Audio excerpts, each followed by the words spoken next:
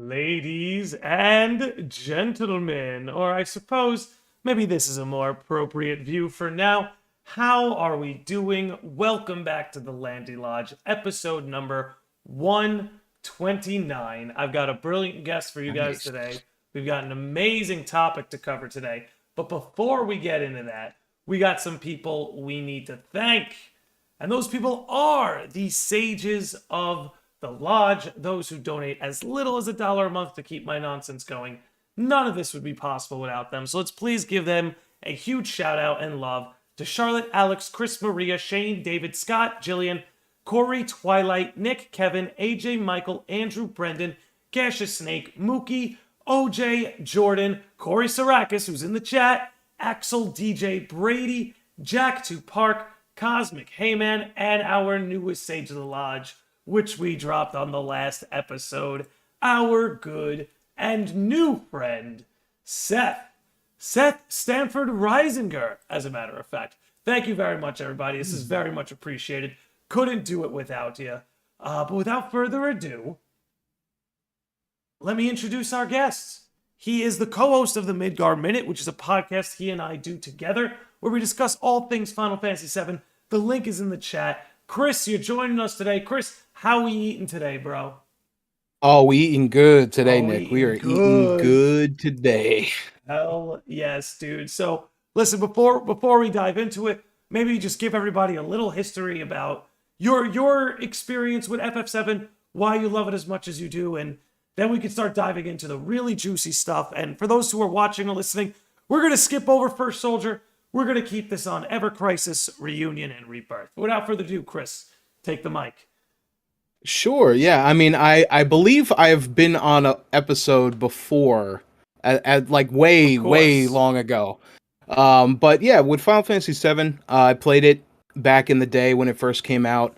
Not when it first came out, but I remember I was at a a summer camp at the time, and they allowed they had like a whole video game station where they had the PS1, N64, all the hits, right? And I saw one of the kids playing FF7, and I was enamored with it because I'd never seen a game like that before with the the pre-rendered backgrounds and things like that. So I was like super enamored with it, and I was like, I need to play this game, and everything from then on it's been history. I've played Crisis Core. We were talking just before. I was like one of the only people I knew who owned a PSP, so I played the hell out of Crisis Core. And yeah, I've loved Final Fantasy. Really, that was my Final Fantasy VII was my first Final Fantasy, and I've been in love with the franchise really ever since. Yeah, And you it's never it's forget your been first. That's for sure. yeah, and I've definitely had a few other favorites. I haven't played every Final Fantasy. That's maybe we'll try to attain that one day, Is but it very few? I've Very played a few decent have. amount of them. But yeah, I mean, yeah, we started doing the Midgar Minute podcast right before the pandemic started, and it was like almost we have somehow we have like a knack for timing, I guess.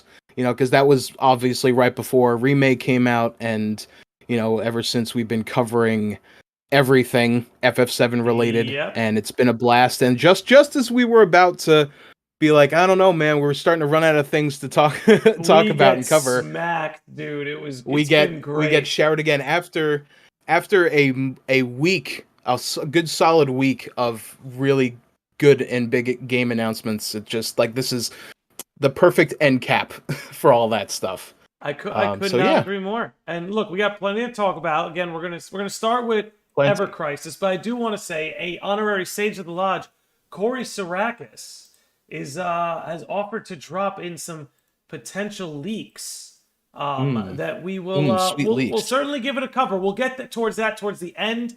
Let's not talk leaks until we get to the end. But first things first. What are your general thoughts on Ever Crisis, dude? How do you think it looks? I think it looks really good. I liked it ever since they first showed it off. I mean, it's obviously different.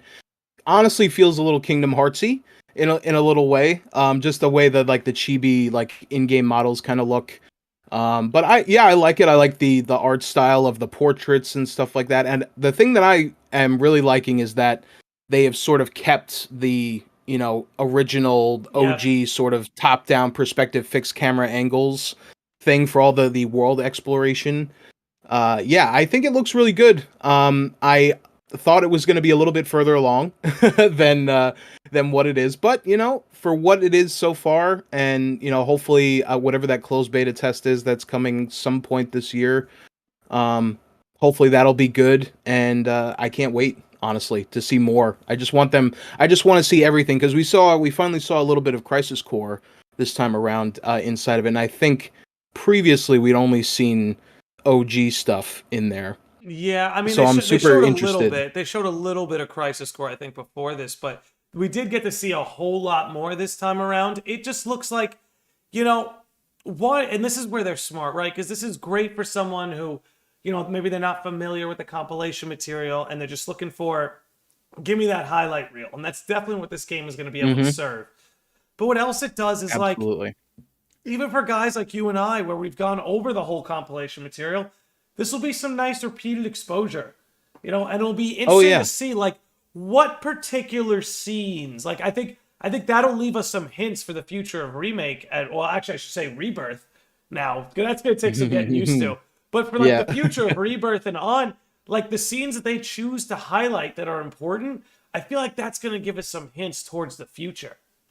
Yeah, because I think, I don't know if this is worth pointing out, but at the very beginning of the trailer, it starts with the words, another possibility for a remake, which, at first it seemed kind of innocuous to me of like, maybe that's like, oh, this is technically a remake of stuff. Right. But I'm like, oh, maybe could there potentially be some changes here? Is it going to be a little bit more strict of like a, hey, this is a Cliff Notes version, the greatest hits of the FF7 anthology, right? Yeah.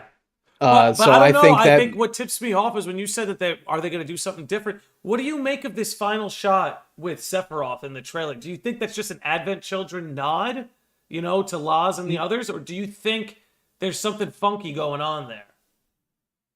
I it's weird because when we watched it in real time when it was airing, and Mm-hmm.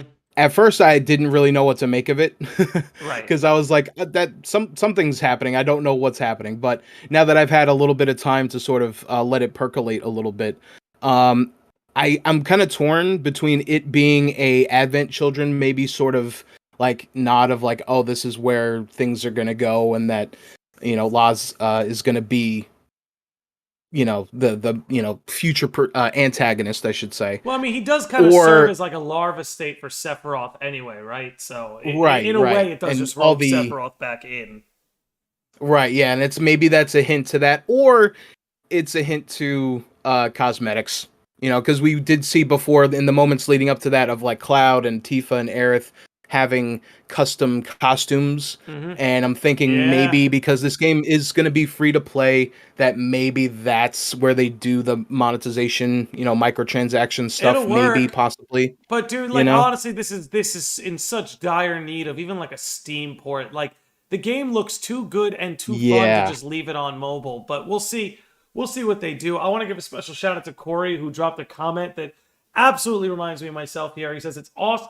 It's awesome for the people like me who were either too young or too poor to get the companion consoles as a kid, such as the PSP. Never played Crisis Core, but I've read and YouTubed it so many times. That is like the Yeah, same ballpark that I'm coming from, 100%. Corey. And honestly, it always felt like the biggest shame to me is like, because I played the game back on the PSP, and I'm like, Mm-hmm. man, this game was awesome, and nobody had the chance to play it because if you didn't have it on the PSP, I mean, you could have emulated it, I guess, over these years, but Right. most people aren't going to necessarily do that. So it always felt weird to me that they just never, even though Crisis Core is so highly acclaimed and the fans love it, they just seemingly just never touched it and were like, yeah, it's that, there it is. If you want it, there it is over there. But yeah, it honestly is. This could not have happened at a better time, I think. And we were already kind of talking before about how Zack is now becoming a much bigger piece of the overall story than he Yeah. was. And like honestly, when you think about the other compilation material, it kind of felt that way anyway, because Mm-hmm. he didn't really exist that much in OG, really. He Yeah. was there, and he served as a He seems like a character much like Yuffie and Vincent, where they had much mhm, bigger plans for the character, but due to time constraints, they had to keep it yeah, they had to. relatively minimal. And you and I have talked about this on the Midgar Minute countless times. This whole series, well, we got to figure something out. But this whole FF7 series that they're making now, it really seems like they're taking the opportunity of like, hey, let's go back and let's include all those things that we weren't able to include the first time around. Hmm. You know, Exactly. you see that with Yuffie easily in the DLC. Yeah, yeah, and I think that's kind of been the biggest. Another thing. We went into it so many times on the Midgar Minute. The greatest thing about it is reincorporating all this stuff that seemingly, and with all the other compilation material as well, sort of all these things that were very loosely connected in that, like, oh, it takes place in the same world, in the same universe, but is it Right. always like from Crisis Core to before Crisis to Dirge, it all just felt kind of separate and kind of weird and segmented, and it honestly, now having an opportunity to sort of now create this new narrative with Mm-hmm. all these pieces coming in together. And I mean, the idea that they reintroduced Deep Ground in Intermission, and I'm like, okay, that shows me that they could have easily written out Deep Ground and just have them Easily. not exist, Easily. because Nobody would nobody have liked complained. Dirge, no one liked Deep Ground, no one liked Vice, but they kept them in there. And it's like, okay, that's good, because now you've established them so early on that it's not going to feel like, because my biggest problem with Deep Ground in Dirge of Cerberus was that they just felt like, oh, we need to create some faction to fight because, Yeah, at it this felt late like you point in the always said it. story, there's really no one left to fight. Right. You always said it did feel very tacked on, which, and also kind of like sort of like an after the fact, like, hey, what can we squeeze into the lore? What's their root, Whereas now they're almost kind of making it a complete part of the puzzle. And again, I think that's just a matter of them now having the resources, the money, and the backing to actually flesh this out. It's like, Right. oh, we don't want to just make one Final Fantasy VII title. We want to make literally like we're coming up on 7. We've got 6 Yeah, planned, almost 7 of but them. there's going to be Exactly. 7 things. That's something else we talked about a little earlier too in the reaction. Is between remake, rebirth, the unnamed third one, Crisis Core Reunion, First Soldier, and Ever Crisis. That puts us at 6. 6 Final Fantasy VII properties for the compilation. There's obviously going to be a 7th one. What it's going to be? Another mobile game, a movie, whatever. Before it's gonna Crisis remake. be. Give it to me, dude. Give me the Turk game. Let some fucking. Yeah. I I'll mean, take it. honestly, I can't wait because we've been currently covering Before Crisis on the podcast, and we're Yep. almost at the end. But the one thing, if you listen to any of those episodes, and I feel like I say it in every single one of them, is like, man, I would love to see this get like reimagined, because I knew Before Crisis existed, and that's about it. Yeah. that's kind of I where was it that way started for the and ended longest for time me. too. Yeah. And then now that we're in this new exciting period of all this other stuff getting introduced, I'm like, oh, okay, so that means they're probably going to reintroduce this stuff as well. And the more that we Absolutely. covered that game, it got me more and more excited, because even very recently, there were events that happened in that game that I'm like, holy shit. Like, this shit has been sitting here for like 20 years and I didn't even know about it, you know? And now they have a chance with, I mean, at the very least with Ever Crisis, to reintroduce that stuff and, get a whole bunch of a new, multiple generations of people at this point now Well, I think to what's so I get think in on I this new information. and I think what's so cool is like I feel like it took a little while. I don't think it happened at launch. I think it happened for some people. But I have seen, like, as this game has gone on and it's gotten its DLC and it's been able to kind of exist in the ether for a while, a lot of people, I don't know, dude, suddenly are starting to give this world a try. Like, I've got a buddy of mine, David, who he never played the original FF7, but he Hmm. watched, he tuned in to a stream once of somebody playing it and was like, that looks incredible. I want to give that a shot. I've got somebody who texted me today after this trailer dropped that was like, hey, is the remake series worth it? He's like, I've never finished the original FF7, but this looks so much fun. We talk about Nomura's statement that he made after the release, and we'll pull it up on screen later. But they talk about, like, hey, if somebody wants to go in completely blind and start at Rebirth, we have you in mind.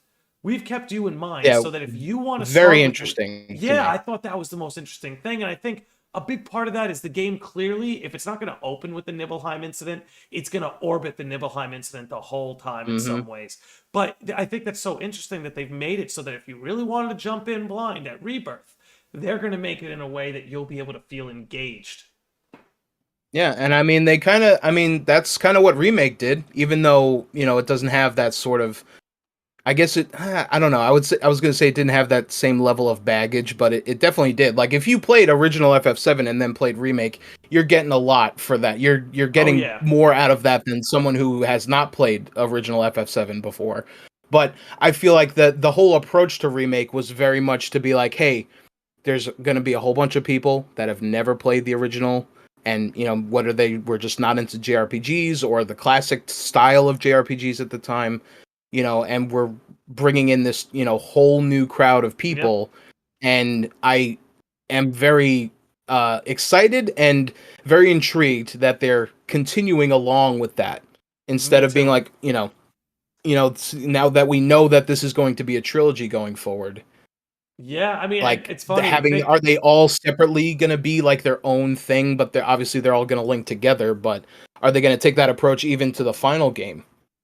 Who And knows, it's like, dude? I do mean, do we know? there's so Who much knows? they could do, and like they've really lifted up all the restraints. They could take this where they want to take it. I think that's part of what makes it so exciting. And with that in mind, I do want to switch us over to Crisis Core.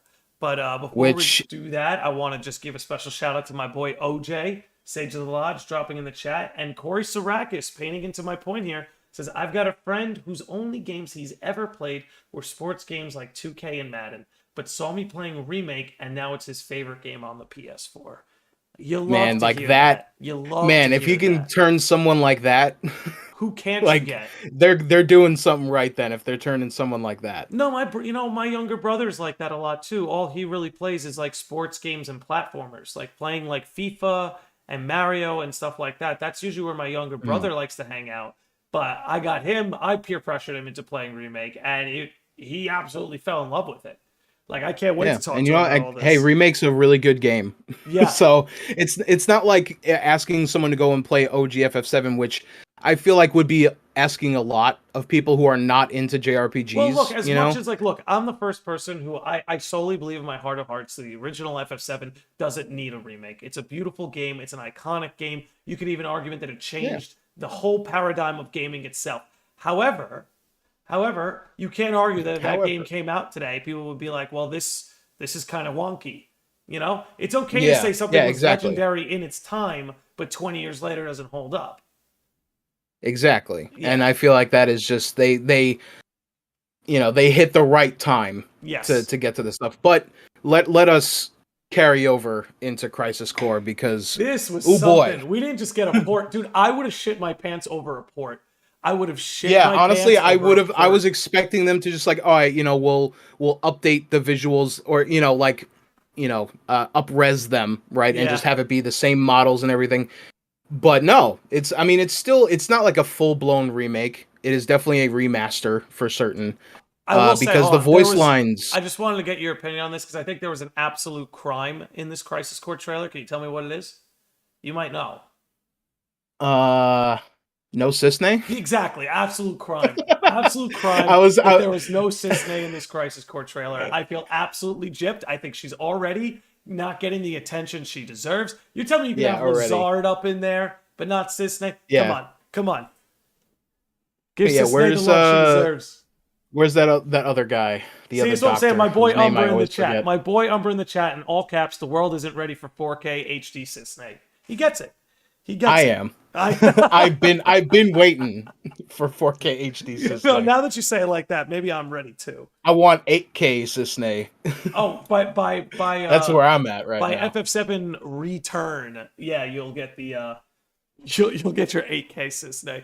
But Yeah. dude, this is I honestly can I tell you what the craziest thing is? Dude, the fact that Reunion is out this winter, that is so Yeah. close. And That was the biggest Rebirth is thing for next me. winter. I mean, we'll get into Rebirth. Let's keep it at Crisis Core. But dude, this winter? Whoa! Yeah. Like so yeah, they've been working on this for a hot minute. Yep. And like we were saying, it doesn't appear to be anything more than just like they redid like the in-game graphics and probably Yep. put it into a new engine. The combat looks the same. Still have the DMW system, whatever the patchy slot Yep. thing in the corner. Which people had problems with that system. I thought it was fine. And it honestly, at first I was a little confused because I was like, with the dialogue, I was like, wait a minute, is it the new voice actors the same? And it's like, no, it is the exact same dialogue from the original game. It seems that like they're just going one for one, but they're adding new things, like obviously new graphics, new music, new stuff like that. oh man, I can't wait because Crisis Core had some of the best music. Oh yeah, I mean, Final Fantasy VII as a whole. I still listen to a bunch of Crisis Core music today. I blew out the speakers of my first car listening to the Crisis Core soundtrack. But yeah, I was not expecting this. I know that there were rumors and obviously people speculating and things, and I was trying to keep my expectations in check. And boy, oh boy, oh baby, we eat. did my expectations get blown out of the goddamn stratosphere? Oh, yeah. With this whole entire event. Because I was like, all right, yeah, maybe we'll see some things. Maybe they'll just be like, oh, here's an image of, honestly, I was because it was only 10 minutes, so I'm like, all right, there's not going to be that much here. So like, they're gonna, I don't know, is it going to be the next season of Chocobo GP or something? And like, here's First Soldier, dude. and So check this. other things. I'm gonna pull this up. So Umbra in the chat just hooked this up. So small little detail. Gact if you look is at the baby screen, baby. So it's not just completely upscaled. It's all built from the ground up. Because if you look, the Crisis Core Buster Sword is not here. It's the remake Buster Sword. It's so the new this design. no, because I'm pretty sure isn't this the original? Okay. Yeah. I when I was If you look looking back at the and stream forth. and I was like, I'm pretty sure that's the yeah, Yeah. and you can see Angeal in the trailer when they're talking about Rust and shit. That it was the remake Buster Sword, which Yeah. I think makes sense. At this point of like just to have that sort of continuity. Oh, yeah. Because the Buster Sword did kind of change looks from game to game, and from compilation to compilation Did they thing. mention, is Crisis Core Reunion coming to PC, or is it just all the consoles? I think it was everything. I think That's it was incredible. Steam, Xbox, PS4, PS5, Switch, which is like, and that's what honestly, when we were first watching the trailer as it was happening, I was a little Dude, concerned I have to say, because I was like, same thing as you. Just go ahead. Just go. it doesn't look like like it looks good, like the in-game graphics look good, but I'm like, this doesn't look like Bro, remake I good. hate myself. So I was like, I hate myself, and I hate Square a little bit because I was super excited in the reaction. Don't get me wrong, but I would have been more excited if halfway through I wasn't going in the back of my head, please don't be a mobile game. Please don't be a yeah, mobile and game. I Please. feel I Like, if brought I had that the up during the confidence reaction. yeah, if I had the confidence this was a console game the whole time, I would have been screaming my head off. But I had that moment of like, am I only gonna get to see this on my like 6-inch screen? Because that's gonna hurt. Exactly, because I'm like, it definitely looks good, but it's like something felt funky about it, and I was like, I don't know. And then I thought it was a mobile game, maybe at first, and then I was like, you know what? Actually, kind of looks like a Switch game, and Yes. I was right about that. But I'll tell you this: Because it definitely looks. I'm not going to recommend anyone get this on Switch. I'm just going to say that right now.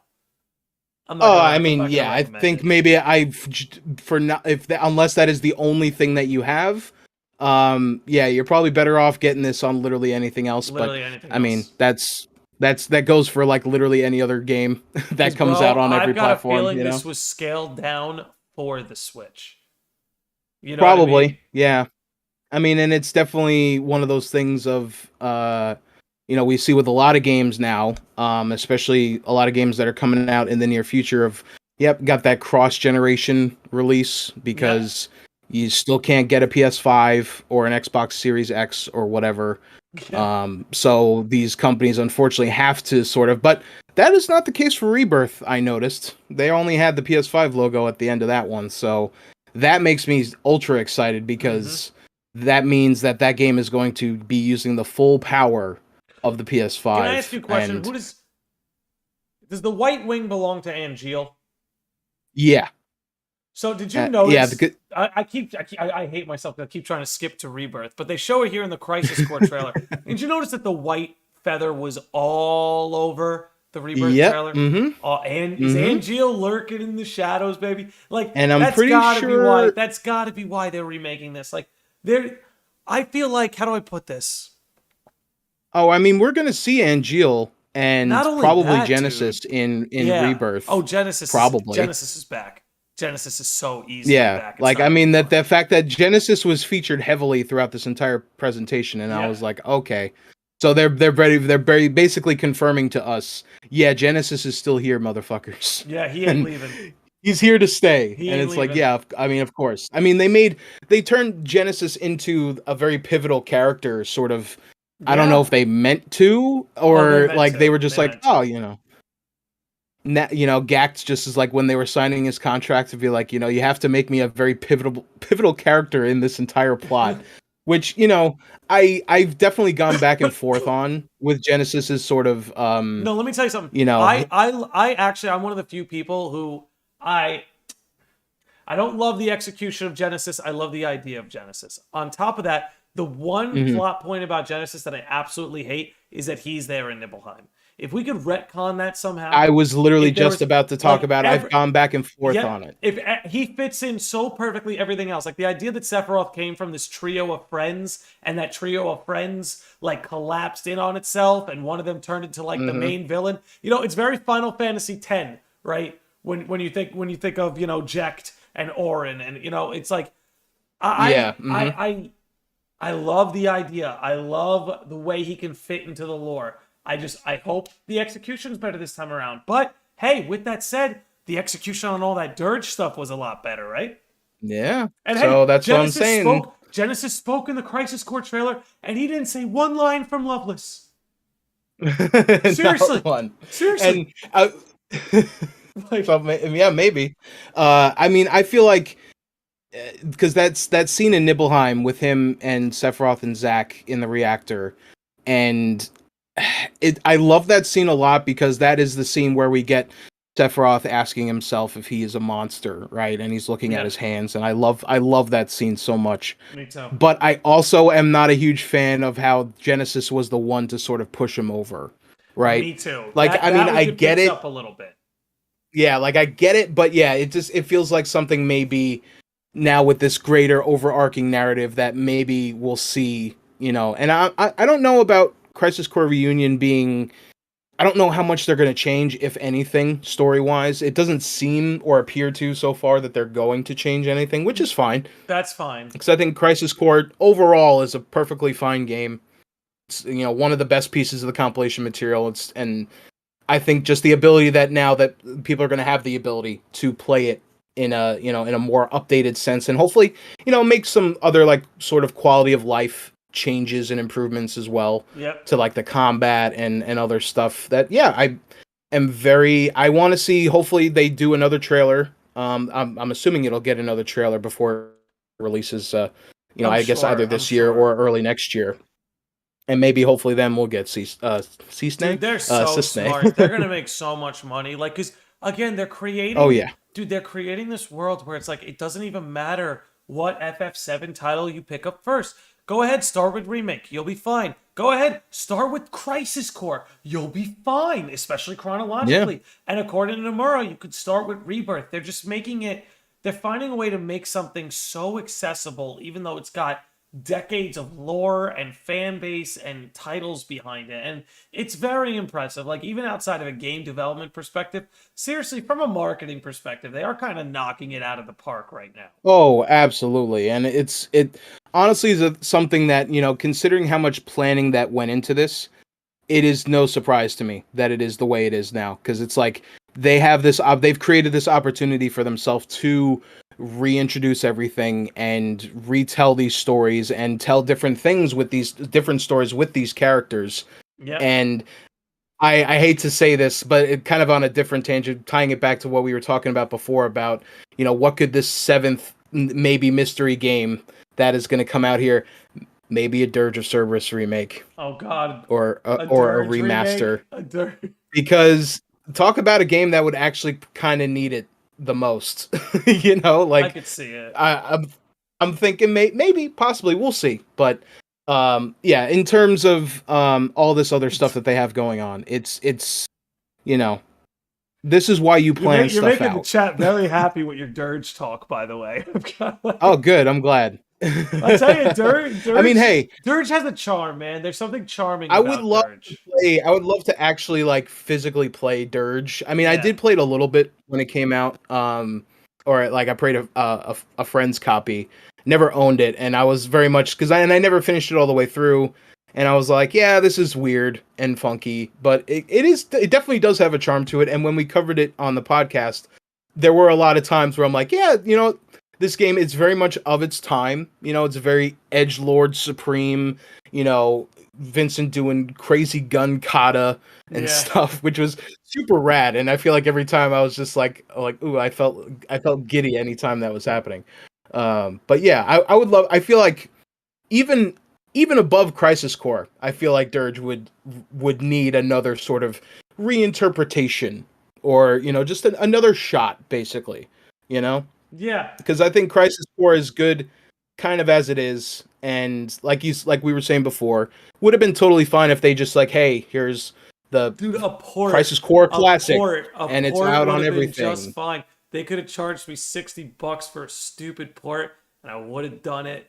But they didn't. Yeah. They were like, no, put a fresh coat. It's great. Like and again, this is what I mean, where it's like, well, here's that fresh coat of paint game everyone's looking for. If you wanted just the fresh coat of paint, here's them doing it. And it just looks so good. You know what I mean? Yeah, honestly, it is something that it's so simple of like, yeah, just update it, update the visuals, and Zack Hater's got to be punching the air right now. Yeah. I actually think I'm going to tweet that out. But Zack haters got to be punching the air right now because they're making it so clear like, hey, this dude is going to be a big part of it. A Yeah, big yeah. part of it. And I'm glad because Zack ended up being one of my favorite Final Fantasy characters, like overall. Amen. I would say the And same. it, became, and honestly, like I understand, with what Remake did with bringing him back and having him be so sort of quintessential into Cloud's whole existence and everything. Like I get it, right? And people being, I'll still watch, the ending scene of Crisis Core and the I'm Your Living Legacy, and like it's still, makes my eyes water a little bit, like it's still, I feel like, and of course there's another greater conversation to be had about, the pros and cons of what Remake is doing. I mean, you and I are both on the same page of like we're on board. And we always we're buckled in. We're ready to go. We always have been. I need to point that out because you know what? Like some people are gonna think that we're just pigs eating shit. But you could. We got the receipts. You could go to Midgar. Yeah, we got the receipts. You could go to the first episode of the Midgar Minute podcast. First episode of the whole podcast. It was like a week before the game came out, and we both were like, I hope they change some stuff. I hope they take some risks. I hope they mix it up. Like we didn't want the fresh coat. Oh boy, did they! Yeah, oh boy, oh boy, oh boy, did they! But we didn't want the fresh coat of paint because again, I played FF7 so many times. So many times. Fine. But what Remake ended up being was listen, dude, it would have been fine. It would have been fine, but you and I would not have 98 episodes of an FF7 podcast right now. That is true. That is true. It would have been significantly less than that. Exactly. But we would have moved on to our Persona podcast at that point. And then even still. But yeah, man. I'm ready to move on to Rebirth if you are. I'm ready to move on to Rebirth. Yeah. Okay, dude, so this totally fine. So this trailer opens, dude. The trailer opens, and we have those little, like, tiny flakes of Mako that look eerily similar to, like, those little light, like, dots that came out at the end of Remake when you changed Fate. And we have Angeal's white feather. So it's like, right off the bat, it's like, what is going on? Then we see Cloud and Sephiroth walking towards Nibelheim, and you get this, what is Sephiroth's endgame? The reveal of like you see Cloud walking, and then just as you're realizing what it is, then you see Sephiroth walking off screen, coming from off screen, and you're like, "Oh, okay." Yeah. And then in that moment, I'm like, "Fuck, Maximilian was right."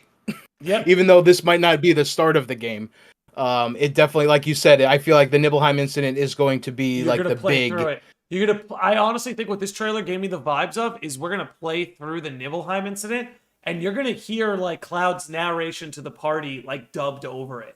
You know what I'm saying? Yeah, and the things that he was saying here, and obviously it's his sort of recounting, of when the group is in calm and he's recounting all the stuff about the Nibelheim incident to everybody, and we're gonna see, because I am so I have because I don't know what they're gonna do with it, and then none of us know what they're the gonna implications of what the end of the trailer says to me. Of like, are they going to run into Zack at some point? And then it'd be like, well, wait a minute, how does that work? Because I watched you die, and then because Cloud's even saying that he thought that Tifa was dead, and it's like, that is the thing. That is the thing. Okay, so here's my oh god, I'm gonna break my brain like Cloud just fleshing this out, which is funny because that's kind of the whole point. And I've said this idea for a little while, but seeing this trailer, I'm starting to think it's more and more plausible. I literally think Square wants to turn the player into Cloud. What do I mean by that? They want your brain turned to mush. They want you questioning what's real or fake. They want you. They're very much leaning into that. I mean, literally in the trailer. Cloud. It's so, dude, and it's so genius because now because here was the problem with Cloud. It was hard to empathize or sympathize with the character because none of us know what it's like to go through that. No, none of them. I'm not saying there aren't people like this who don't exist. There obviously are. But Chris, you and I are not having like mental panic attacks where our perception of reality gets completely warped and we get visions of the future and visions of the past and things that have been like deleted from our memory because the Yeah, trauma they've of been those planting the memories would kill seeds us. for that. Yes. And now they're Because kind of we've letting us seen feel that it out. throughout remake, when he meets Aerith in the church for the first time and he has the flashback of her dying, and being like, what the fuck is that? Because that is it wouldn't be a flashback technically, I guess, unless this whole theory of that the events of OG have already happened and we're existing on this new path or whatever timeline, whatever you want to call it. The idea that they're sort of planning this in, and for a majority of remake, you would have thought obviously we know Cloud's got a couple of screws loose, but at some point, like, everyone else sees Sephiroth. Like, when they're right next to Genova, like, they can see him, or at least a version of him. Because I don't think we see Sephiroth at all. We don't see true Sephiroth at all in remake. He's still. I honestly think those are all projections or copies. Until we get to the what do you call it? The end of the end fight, whatever. The plane of I forgot what they call it, the edge of existence. Yeah. Yeah, edge. Or was it just edge of existence, or did they? That.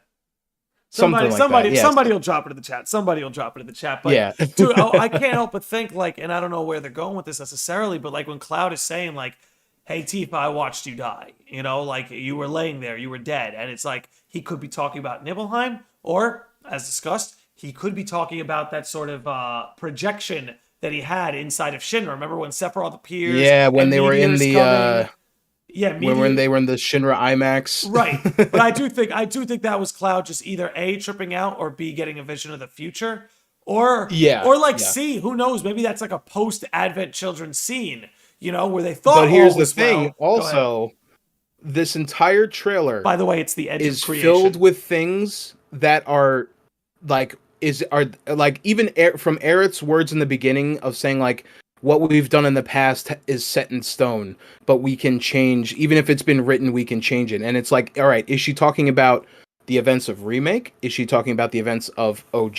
Yeah, we don't know. I think. And then if I were to guess about this, it's like, yeah. No, go ahead. I was gonna say, if I were to guess, I'd say she's pretty much talking about OG all the way up to the end of the highway of remake. That's what I would think.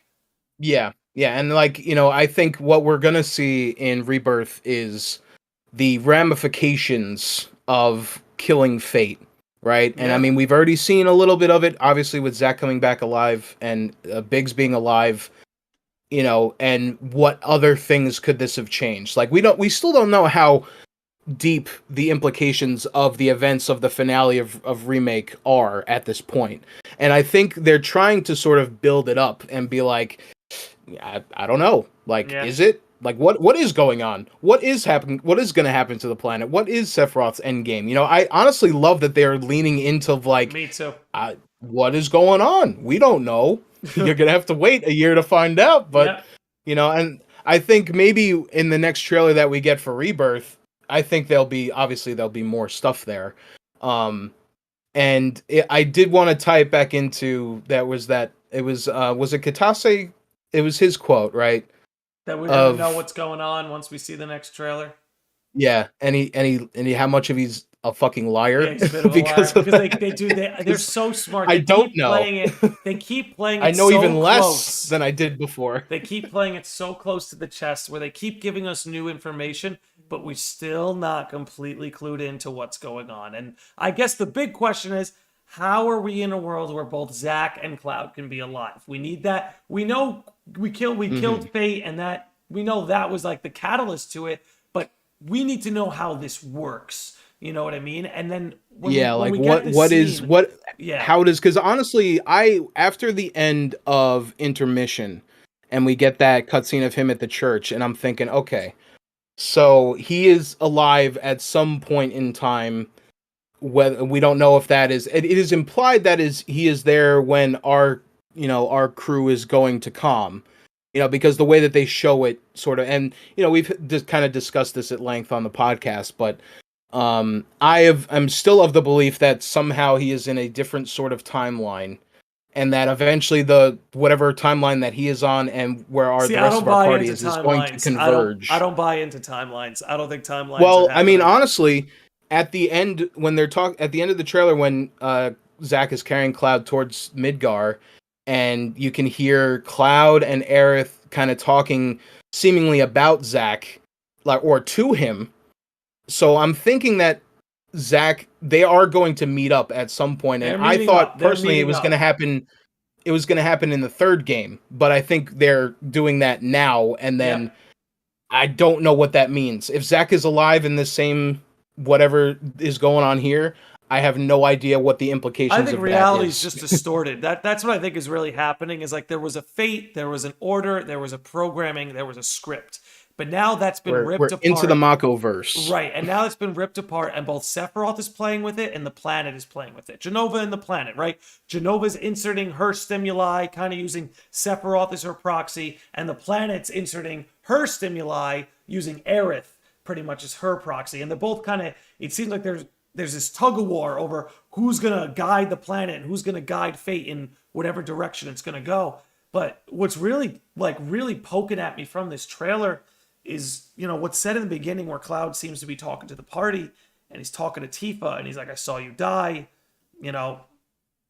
It's like Tifa's response is what's peculiar to me, where she's like, what are you saying? That like, I really died and I'm just an imposter? Like, what's going on here? Yeah, and it's like, that makes you think. Well, yeah, what does that mean? What does that mean? Like, I've been trying to wrap my head around that. I think honestly, like the more I kind of think about it, I feel like that whole, like I'm definitely approaching more the idea of like how we had discussed previously of that OG has happened. Yes, all right, and that happened. This whatever remake is and rebirth is like this. I don't know if it's another timeline, if we're in the Matrix. Like, are we in the Mako Matrix right now? Of like, weird things are happening. Is this all a part of Jenova? Is this? I mean, I really hope it's not like if we're gonna get to the third game and it's like, oh, it was a dream. And it's gonna cut.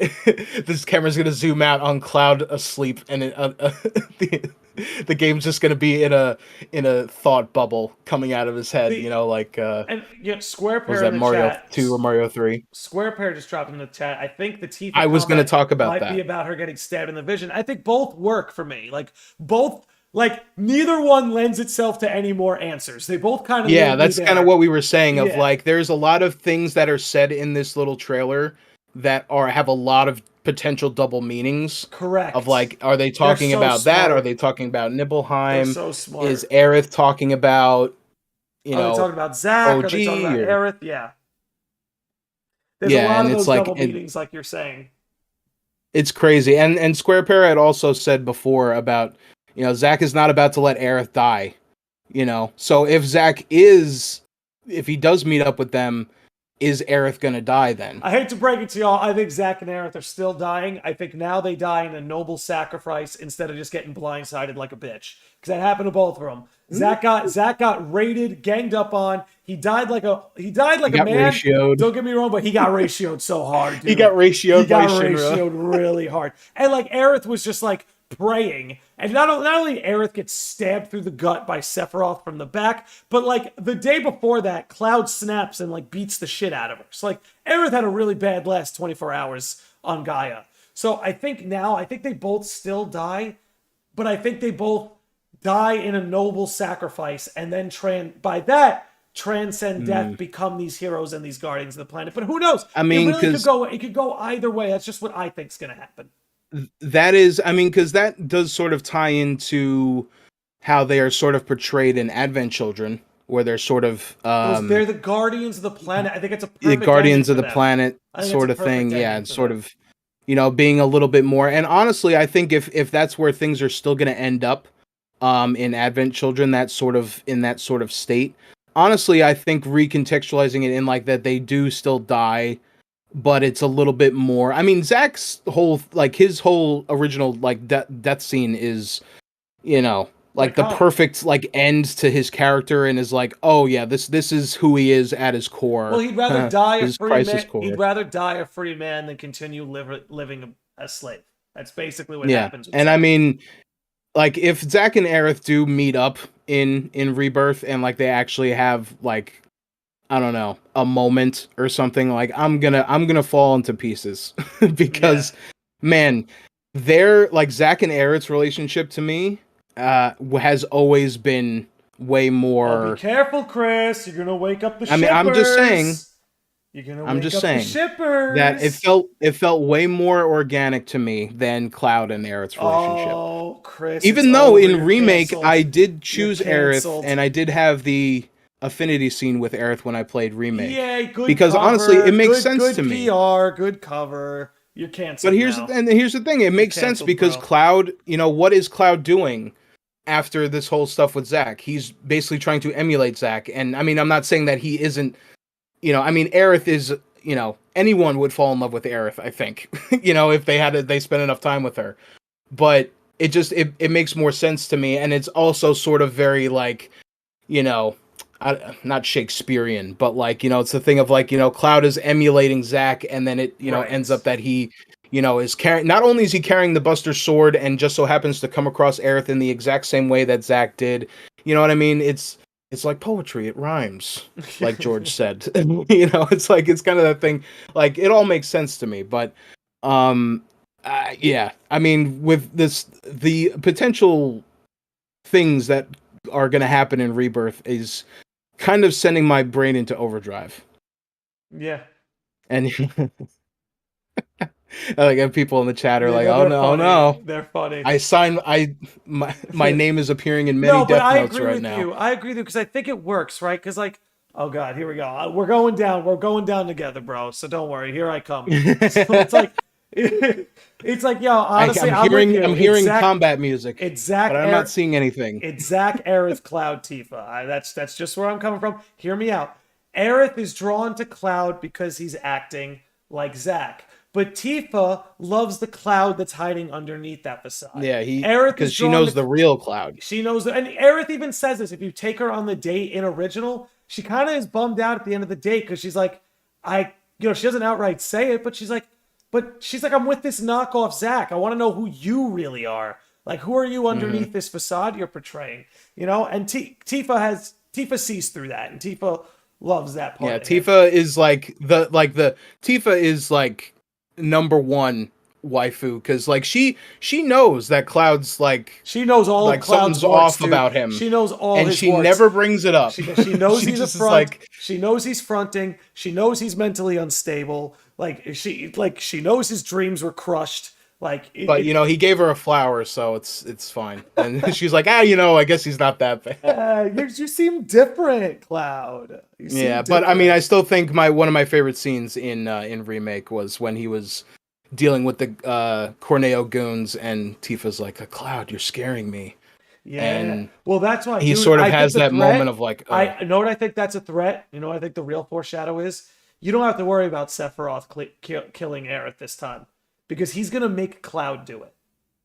That's the plan. Oh my god, dude. That's the plan. He wants to break. That's how you break him. That's how you break him. Like, in Advent Children, he almost broke because he couldn't save Aerith. Imagine what you could do to Cloud if you make him do it. Dude, he almost did it in original. He was a split second away from doing it in original. Now, I don't think they're going to break him to the point that he's going to knowingly do it, but they might distort, like, his brain and vision so much that he'll see Aerith he's already like we already know that he is sort of mentally fragile. Yep. And that, you know, we've had, you know, Jesus, dude.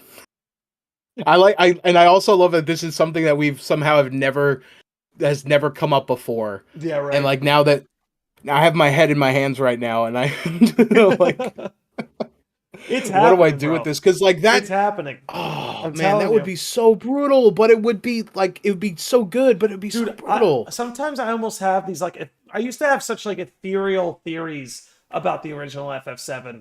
Like I actually started wondering like in the original FF7. Hear me out. It might sound a little crazy, but it's like I wonder if Cloud really did kill Sephiroth kill Aerith this whole time. Because, dude, literally the day before it happens in the game, he loses control and beats the hell out of her. Like terribly.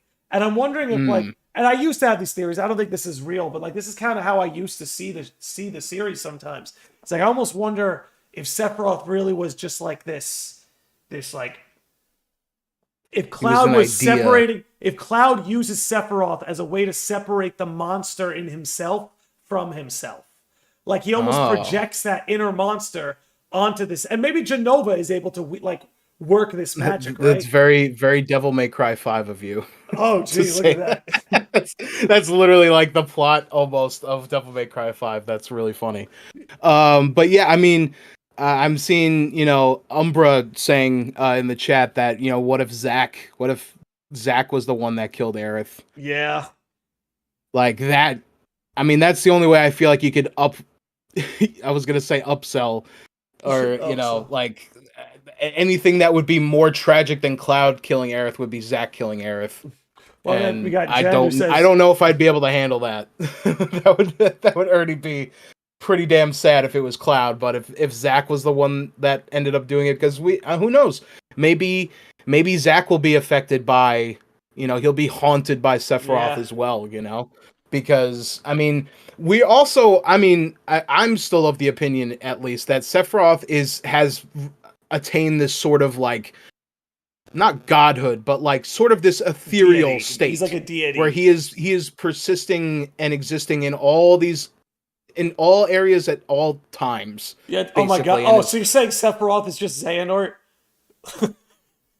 Basically. Sephiroth got. I mean, it's like, at least that's how they're sort of making him out to be in Remake, where he's like, he is sort of like this entity. He's not even like a corporeal being, that he's just more of like this. Well, that's Jenova, sort of, right? Like Jenova this gets arm into of Jenova, basically. That's like, because for all we know, I mean, honestly, I think Sephiroth is, well, either not dead or he's in the crater, right? He's just chilling in the crater like an OG. Mm-hmm. And that, Jenova knows that, hey, if I want to, maybe if Jenova has this idea of how things have happened in OG, mm-hmm. right? And is like, oh, well, it turns out bad for me. So what if I don't know, like Thanos snapped reality back and then tried to sort of manipulate things to be a certain way, but then, of course, never accounts for the power of friendship in anime. And that's what I think which Rebirth once is again give breaks us. It all, That's ultimately what I think Rebirth is going to give us, right? Because we have to go like, okay, how did we get from the end of Advent Children to here? Because the end of Advent Children, right. Sephiroth's beaten, the Geostigma is gone, Genova's influence is gone. So how do we get from Advent Children to this? That's what we have to figure out. I think Rebirth is going to answer that in some way, but I think the danger is that answer has to be satisfying.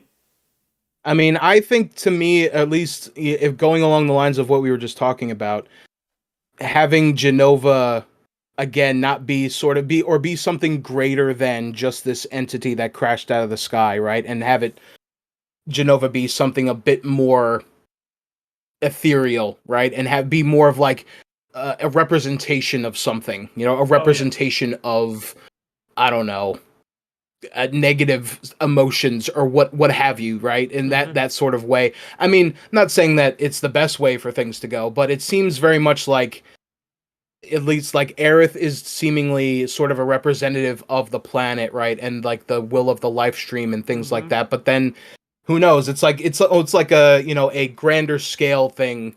You think it's Cloud versus Sephiroth, but really it's about like life and death or something like that, right? Where it kind of gets into more of like a heady area. Not saying that it's going to be, and I mean, I feel like that is definitely more of a Kingdom Heartsy way to go about it. I think. I mean, saying this as somebody who is not very in touch with the Kingdom Hearts lore, but it does seem like maybe it could go into that sort of bigger scale sort of thing, and maybe we'll see chaos and stuff. Maybe we'll see Zabobo or whatever from Before Crisis, maybe have, maybe, hey, those things individually didn't work, but what if we do like a League of Villains sort of thing and get all these sort of different entities that are all basically seemingly created for the same purpose of like destroying the entire planet, right? Which is what Jenova wants to do. But then, we have our our brothers and sisters in Christ over here going on their crusade to protect the planet and do all that stuff. I mean, I don't know. There are literally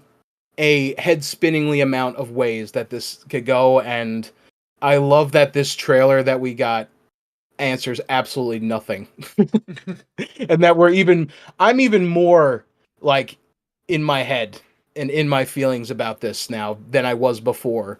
Dude, how could you not be with everything that's gone on? We are coming up on an hour, which means this is usually when I open it up to the chat. If they have any questions to shoot our way, and maybe while they're typing up some questions, Corey Sarakis sent me some leaks. Oh yes, some the spoiler leaks. Right. So look, guys, take this with a massive grain of salt. At the end of the day, I believe it's from 4chan, correct? It's like 4chan leaks at there the you end go. of the day. That's all you need to say. That's all you say. Disclaimer, this is from 4chan. This is from 4chan. Massive leaks. Odds are it's not true, but it can be a little bit of fun. If you feel like a 4chan leak is too risky and you don't want to be quote unquote spoiled, now's a good time to get out. Get out of here. Subscribe to the Midgar Minute podcast. Subscribe to the Midgar Minute. Link in the bio. Link in the description. But I'm gonna pull these up. They seem pretty fun. They're good jumping off points. I don't think it's real. Let me see. How's this look in my thing? Okay, no one can see that shit. I'll have to read it out. Oh boy. Oh boy. But well, this is in the Lodge Discord, right? It should be. So I'm gonna read these out. Game starts at Calm, ends at Forgotten Capital. Makes sense. Red 13, Yuffie, Vincent, and Shulk are playable. Makes sense. Sid is sadly not, but appears in cutscenes and can sell upgrades and weapons and vehicles. Makes sense. So far, I'm totally sold. Game is sort of open world like Final Fantasy 15. Sweet. There are parts of the game where you play as Zack and Cloud from the other timeline, and they occasionally cross over with main cast. So that would imply that the Cloud and Zack we see at the end of the trailer, that they're sort of these survivors in this pocket dimension, I guess. And they're going to cross over with the party to try and kind of lead them down the right path, I suppose. Because that was my original thinking of like the two timeline sort of thing, is that they're going to sort of cross over at a certain point. But I thought it was going to happen way later on. I thought they were going to come together at the end to defeat Sephiroth or Jenova or whatever it ends up being, whoever the big bad ends up being at the very end, you know? Yeah, and I think maybe I see how that could work, but that's where they start to lose me a little bit. But the next one is really intriguing to me. That's fun. Boss fight against Zack. That's a fun time. I would love that. I would love Cloud and Zack to fight, even if it's like, not like to the death or anything, but I would love to see the two of them fight. Here we go. Palmer boss fight starts out like the original, but then Sephiroth intervenes and mutates him into a giant heartless Jenova monster thing. Okay, now you're starting to lose me a bit. Deep Ground are also... Now we're just playing Resident Evil. Here we go. Deep Ground are also a big player and have turned Wedge into one of them. Okay, well, hold on a second, because... they clearly have taken Sonon, and they're definitely going to use Sonon as like an agent of theirs, and they're going to have to, smack him around a little bit, maybe to bring him back. But see, I'm surprised that's not a leak here. As for Wedge, we still don't know what happened to him when he got dropped off that cliff. This is I don't think Wedge is dead. I do not think Wedge is dead. This next one's one of my favorites. Boss fight with Tifa, solo fighting Rosso. I love it. Give me that. Okay. So fuck the slap fight with her and Scarlet. Yeah. Triceratops tank is an optional boss fight. Okay. Midgard Summer is a cinematic boss fight you fight early on. I like that. And this is one that I love. Jessie is alive and is part of some Gold Saucer play/TV show where she's part of some kind of Super Sentai team. I read the first half of that. I'm like, all right, yeah, we've already talked about that. And then I read the second part of it. I'm like, wait, hold on a second. Now this is where things get kind of crazy. She's going to be the Pink Ranger. End of game has Zack saving Aerith from getting stabbed, but it turns out Aerith is being used by Minerva as a vessel and transforms into her. Genesis also appears and has planned this entire alternate timeline bullshit to happen. He merges with Minerva, becoming the Warrior of Light. Cloud tries to intervene, but gets mortally wounded by him. Oh my god. Game ends with Cloud dying in Tifa's arms, with Zack taking the mantle as the leader of the party. The Cloud that was with Zack from the alternate timeline is kidnapped by Sephiroth for some reason. For some reason, I love like when these This sorts guy, of things I love come that out. this And they're guy's like, totally I don't lost know. it by the end. For of some it. reason, I'm gonna this whole entire leaked plot point. I don't know. It happens just cause. I also love Genesis also appears and has planned this entire alternate timeline bullshit to happen. I don't know if that is what is I mean, because we sort of were playing around with the idea, right, of like Genesis coming back and playing a much bigger role in things. And honestly, kind of like how we're talking, like, how he was sort of a bigger role in Crisis Core and sort of Dirge, I guess, because everyone in Deep Ground is like inspired by him, or he created Deep Ground. I don't think they really explain that. That would be a great thing for them to go into more detail of. But if Genesis is coming back, he's absolutely going to be a big player. Like, I don't think if Genesis comes back in the world of Remake that he's going to just be like, hey guys, I'm just over here hanging out and reading Loveless. I just have a really hard time believing they're going to kill off Remake Cloud. That's where they lose me the most. I mean, that would be a very interesting. You're gonna piss a lot of people off with that one. To be honest with you, it sort of goes into what the other stuff that they had said on Twitter about, like, creating the middle part of a trilogy is always very interesting and has plenty of opportunities for twists and turns and things like that. That, you know what I mean? It's like, obviously, I don't believe. I mean, a lot of this stuff I feel like is close approximation enough of like what could happen to where it's like I could buy some of it, but I don't personally want to put any stock in any of this because I mean I want to be surprised, but I know Genesis is going to be back. I know he's going to come back, and I know he's going to be like super crucial to the point of like the greater narrative. I mean, killing off Cloud and having Zack be like the main leader of the party. It's like leader of the party. Like Corey Sarakas dropped. There's 2 Remake Clouds. That's why they can kill one apparently. Like if you had this thing where one Cloud usurped the other, I get it. I can't really. It's man. But I mean, you know what? There was that scene when he was falling down into the church where he's talking to himself. But I don't know. Again, that could be more of like a metaphysical sort of like, oh, you're talking to yourself to sort of like, all right, come on. I know you want to give up and die, but that's the other thing too. Don't do that. According to these leaks, then suddenly Aerith would cease to exist, like because she turned into Minerva, and then Genesis kind of absorbed her. And like now you're gonna tell me we're gonna go into the final game of the trilogy without Cloud and Aerith? I mean, that's a tough sell for me. I would look the balls. I'd respect the balls to make that move and turn the finale into Crisis Core Part 2. But I don't know if they're going to pull that. Aerith being Minerva would explain a lot. It would work. Of how Cloud, she knows the things that she knows. You can't fall in love with me. It's not real. The whole thing, like, it works. Aerith as Minerva can work. But again, I'm not sure how you can go into but it's one of those things where like bits and pieces of this I think are really fascinating, but there are other parts where I'm like, But again, it's a 4chan leak. I highly doubt that any of this is actually. It's a 4chan leak, but Corey does say this was apparently leaked by the same person who leaked Remake with a high degree of accuracy. All right. I mean, I don't want to discount it entirely. Obviously, I mean, whenever there's any sort of leaks for any game, anything ever, I am always like, all right, well, I always like, we're saying at the beginning, the grain of salt. Yeah. Well, and Corey raised a good question I want to address. He says, if we were following the OG timeline, would Aerith be in the final game either way? And she wouldn't, but she would have been there the whole time. What you're risking here is that essentially that the Aerith we meet was never Aerith.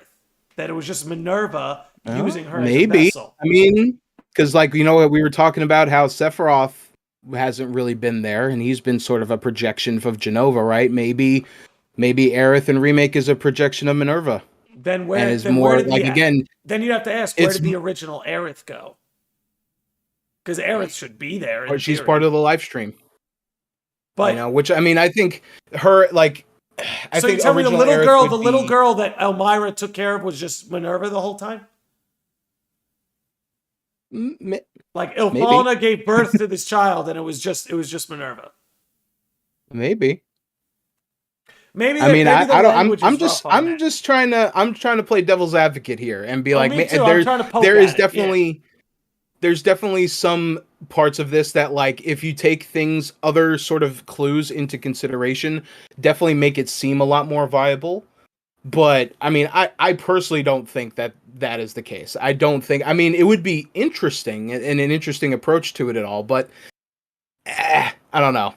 I'm still thinking that. I mean, I could totally see the Aerith that's in remake being not. I mean, she could still be a person, but I feel like she may be. Obviously, she's being influenced by something Yeah, else. she's getting Whether that fed. be She's like, getting fed information. yeah, like the just from the planet or from Minerva or whatever, you know, like they obviously were sort of setting up that she knows more than she's supposed to know. And she's kind of like, she's the friend that when you're watching a show for the first time and you're watching it with a friend who's already seen it, Mm-hmm. and you're so like, I know what happens, but I can't say anything. I I will don't want to say spoil it. I like the idea that Aerith is like Minerva in the flesh or something like that. You know what I mean? Yeah, like she's like, kind of like a vessel, but like, I mean, I feel like Aerith could have totally have lived her life out up until this point as a regular girl or whatever, one of the last agents or whatever. But then at some point, maybe getting possessed or maybe at the very least influenced by Minerva. You know what I mean? Sort of like But how, then, I mean, I don't know. Sephiroth was a real then boy. again, the idea that like but then like, so you make Aerith Minerva, and then Genesis is just gonna eat Minerva, and then like you've got Warrior of Light as like your new villain. Yeah, I mean, yeah, it's like, and it is in such a way now that like it's I'm so for the angle of I like the Aerith Minerva angle. It's Genesis eating Minerva that I'm just like, oh. Yeah, that Okay. that part I'm not so sure of. But I mean, I could totally see Genesis being like, he could end up being the big bad. I could totally see that happening. Because it would make a lot of sense and honestly would give Genesis a bit But more I will say, don't get me wrong. to him, If it's tasteful and they do it well, I'll enjoy it. But to me, FF7 is the battle between Cloud and Sephiroth. You know what I mean? I'm not sure. My personal opinion, I don't want that to change. Yeah. I don't want that to change. That's my personal opinion. Hey, it's the new unknown journey. I'm open-minded. I can enjoy whatever direction we go in here. I'll do my best. But I do think at the core of FF7 is this inner turmoil battle of Cloud versus Sephiroth. You know what I mean? Yeah, but maybe they might extrapolate that, like I was kind of saying before, extrapolating that into a more broader concept of, good versus evil. Maybe, I don't know. I mean, I agree with you. I think that it very much, like, the whole thing is sort of centered around Cloud and Sephiroth's sort of struggle and their past and everything like that, and all the other sort of clues and things that we've gotten of Sephiroth's past and Cloud's past. Like, it just seems like they're destined enemies that are always going to clash. They're always going to, just their sheer existence. Like, they have a very, like it was Cloud and Sephiroth in Smash. It's not Zack and Genesis.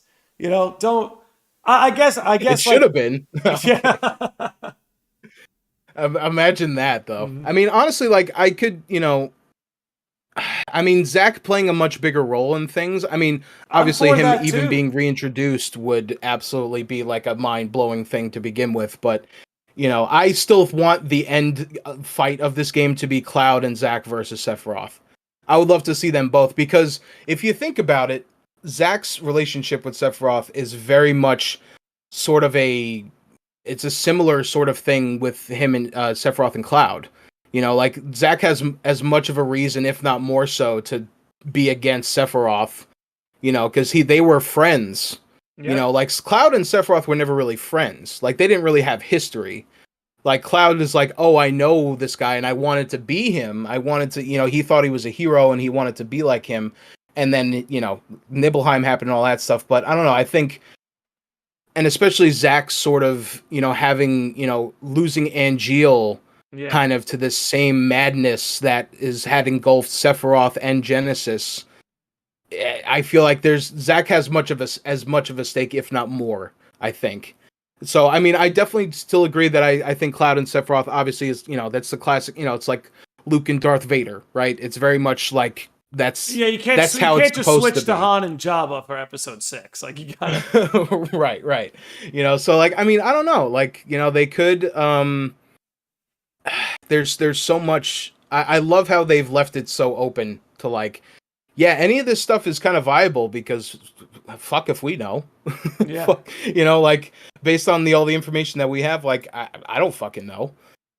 Like, I mean, this could be like all of us could be wrong. Like they could go in a completely fourth direction that we're not even thinking of right now. Exactly. But I'm definitely like on the page of like, yeah, there's going to be constants.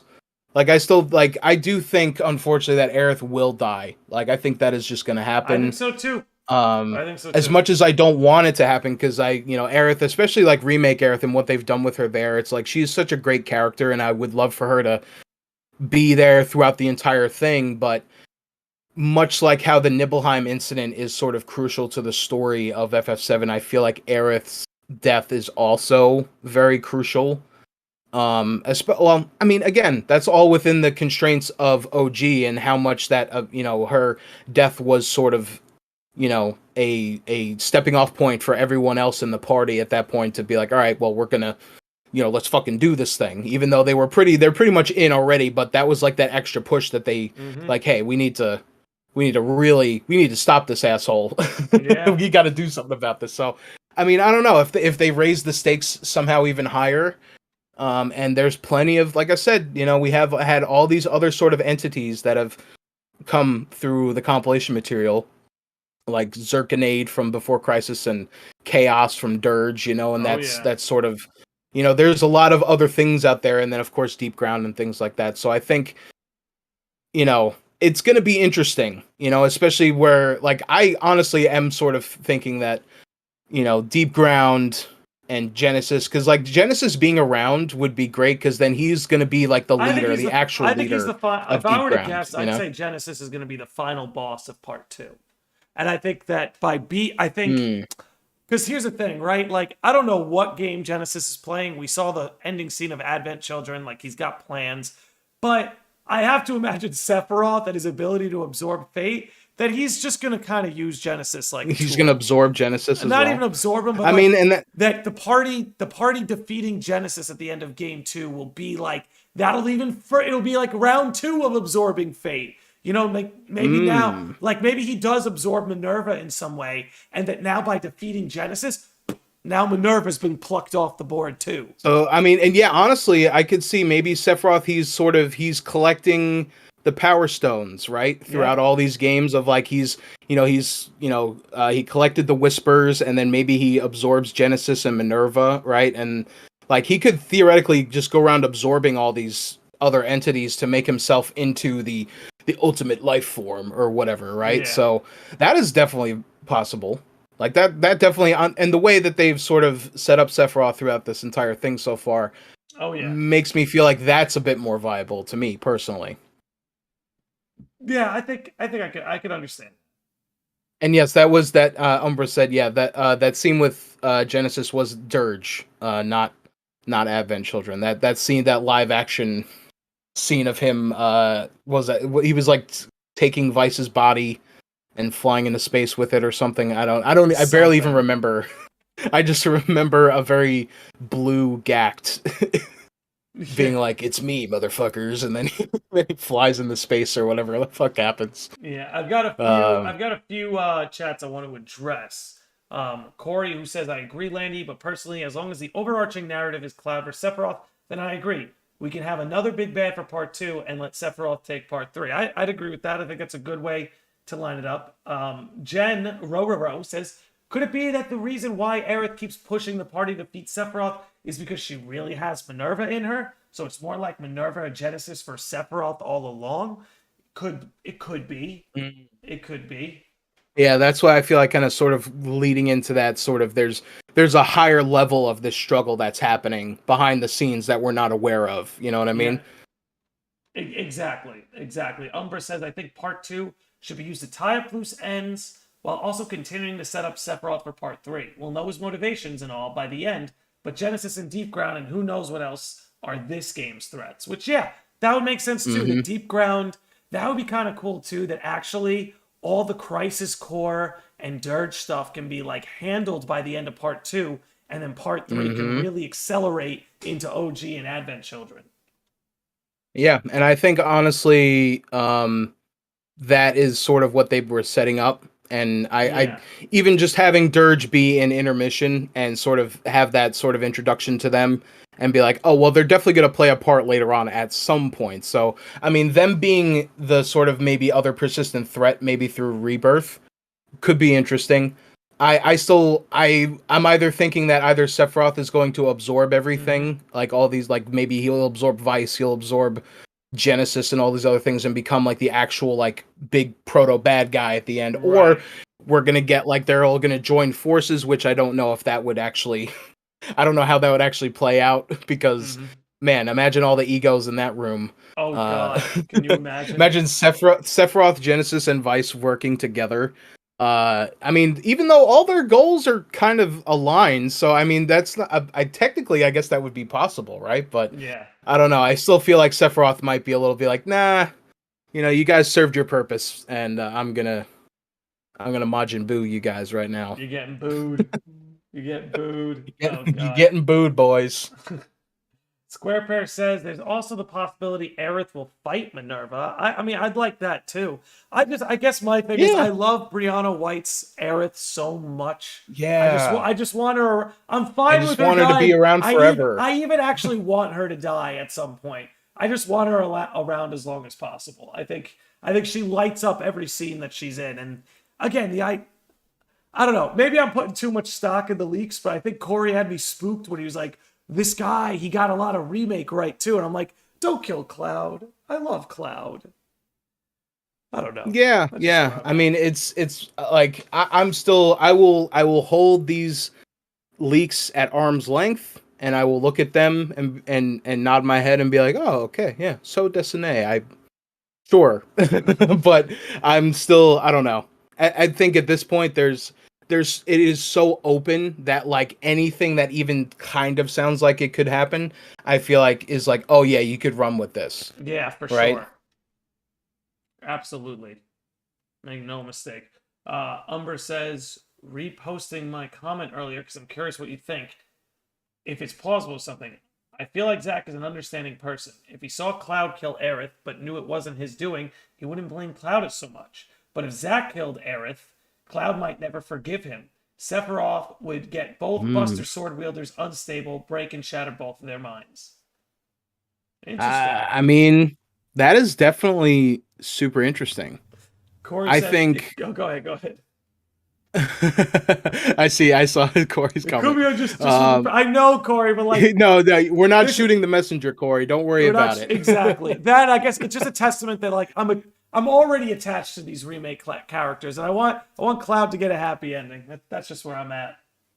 But yeah, for in response to Umbra's comment, honestly, I think if Sephiroth maybe if he knows that Cloud and Zack are going to be the biggest thorns in his side, instead of just outright killing them, which he could easily do. I think. I mean, he technically has killed Cloud before, technically a couple of times, but breaking them mentally and absolutely, because like if Cloud and Zack are not, if they're both in the same party like at the same time actively, like that is unbreakable, right? Like that is you're not stopping that. But if you break them from the inside, I mean, what is Barrett gonna step up and be? Yeah. I mean, he could, I guess. Is anyone else in the party really gonna stick around? Like, are they gonna have the will to fight on if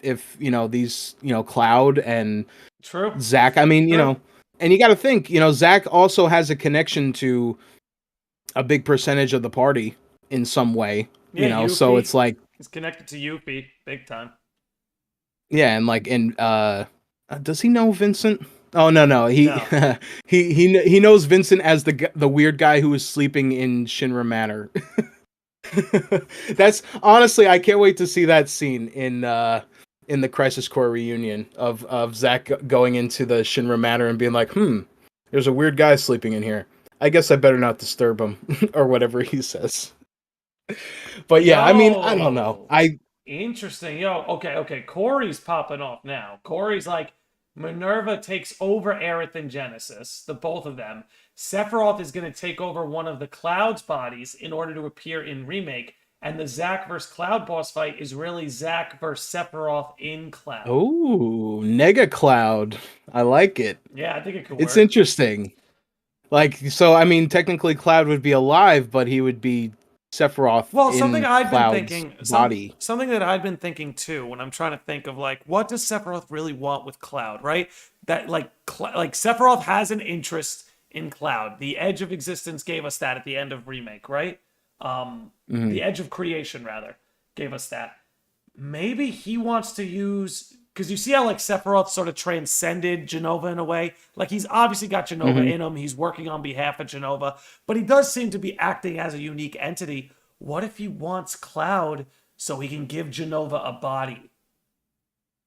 I mean, he's already got the Mako in him. He's already got the cells. He's got the J cells. That does line up pretty good. What if that's what he needs Cloud for? Like he needs him so he could put Jenova in a vessel. This way, Genova's not just. I mean, because like she's not just like a tube alien anymore. Yeah, the way that they like, kind of like we're talking about Aerith before being sort of like a vessel for Minerva, and obviously, like the way that they have sort of set up Sephiroth and Aerith in Remake is that they both seem to be something other than just themselves, right? They seem to like something's going on with the both of them where they're not just, oh hey, that's the long-haired, silver-haired fuckboy and flower girl, right?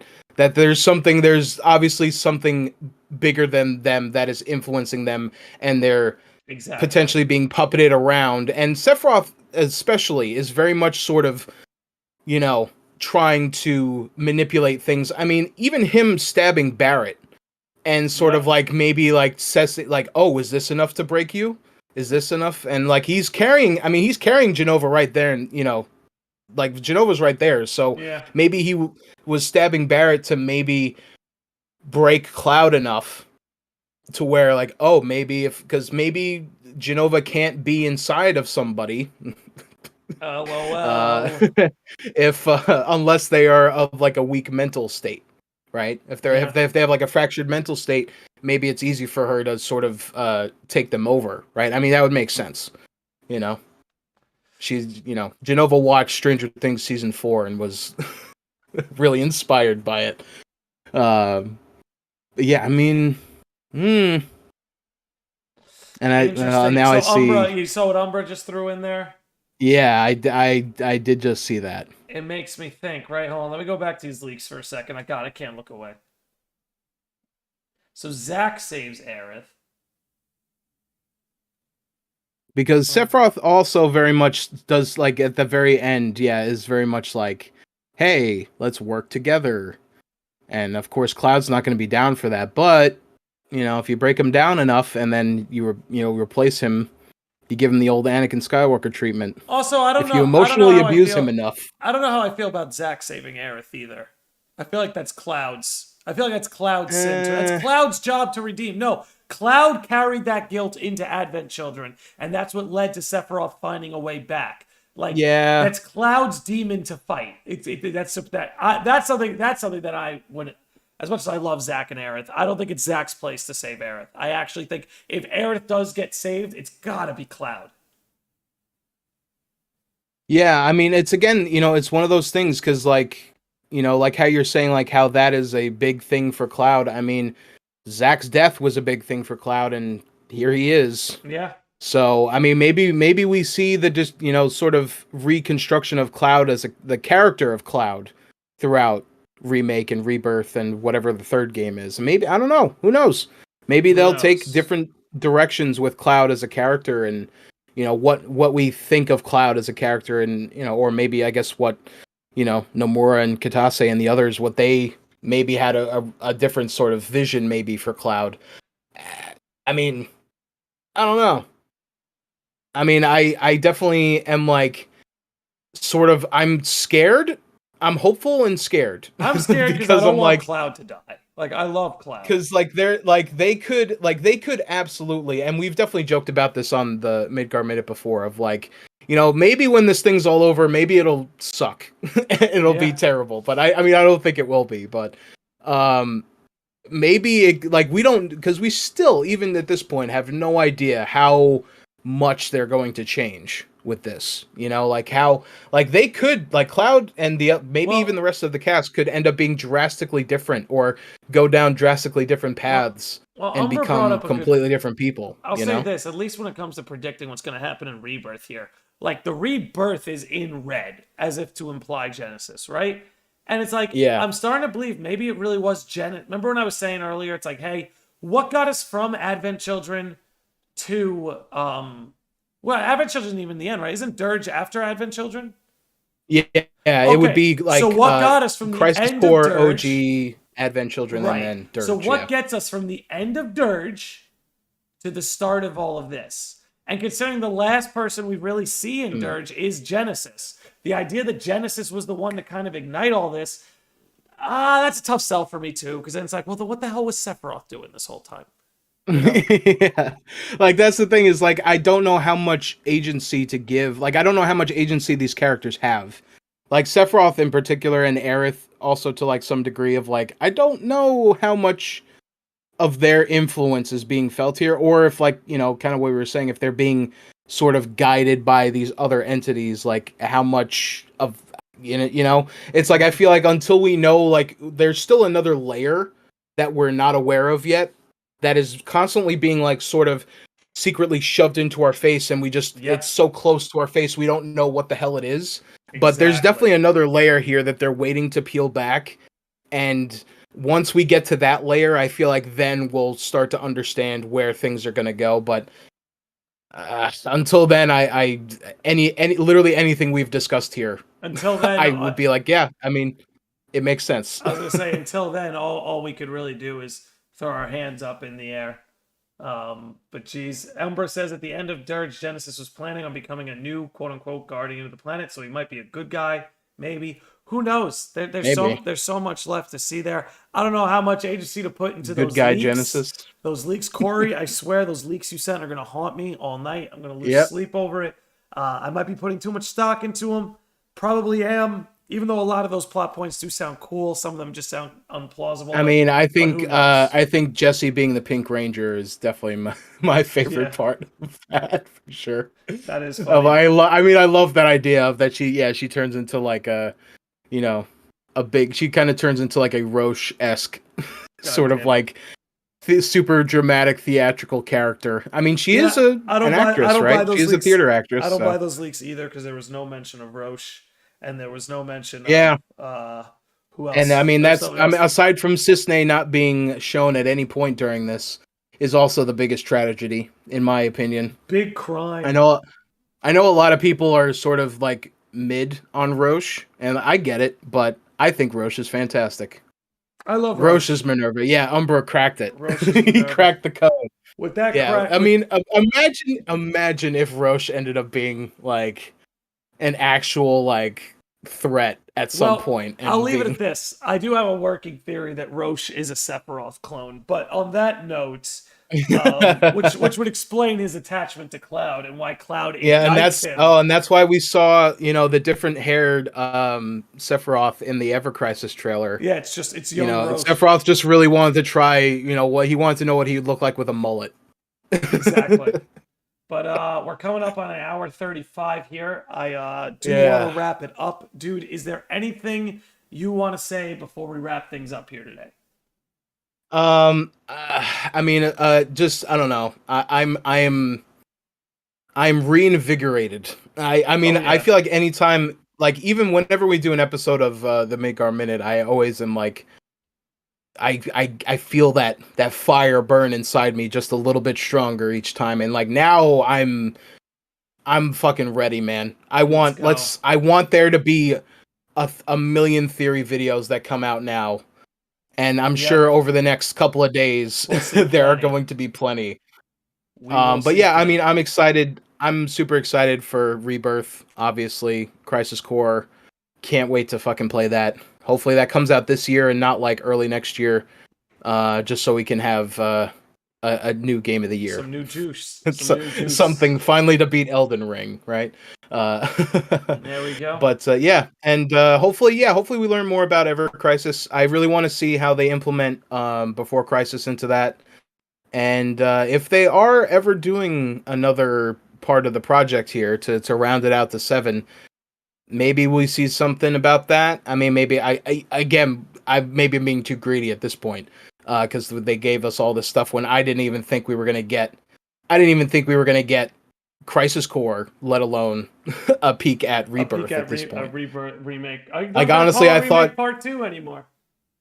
Yeah, and that's I'm finally. It's finally starting to. Rebirth is definitely starting to roll off the tongue a little bit more, easier this time. It's starting to stick.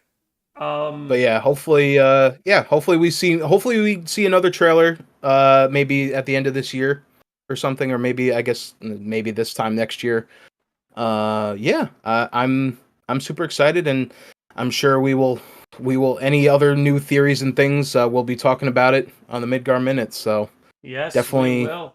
Definitely subscribe to that if you're. Speaking of the Midgar Minute, I've got it pulled up on the screen right now. You can find us on Spotify or any of the other audio platforms, but Spotify seems to be beautiful cover art by Charlotte. Yeah, Charlotte absolutely crushed this. The best I've ever looked. Look, I should have thrown this version of you in the thumbnail.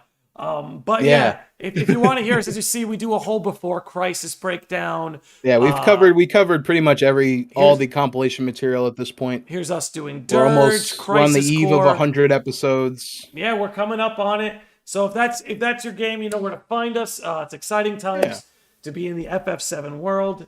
If you're hanging out on Twitch, please stick around for the raid. Hold on, all those people they showed me to raid have completely logged off. Let's get a refresh. Okay, so please stick around for the raid.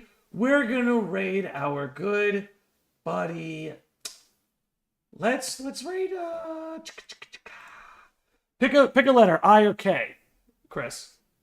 K. Okay, we're gonna raid our buddy Katie Wayfinder. So if everybody would please on Twitch hop on board for the raid. If you're hanging out on YouTube, thank you very, very, very much for hanging out. Everybody, this was a great podcast. It's a good time to be an FF7 fan. Having a lot of fun. Thank you again. Really appreciate it. But we're gonna call it there. Thanks for hanging out, everybody. See ya.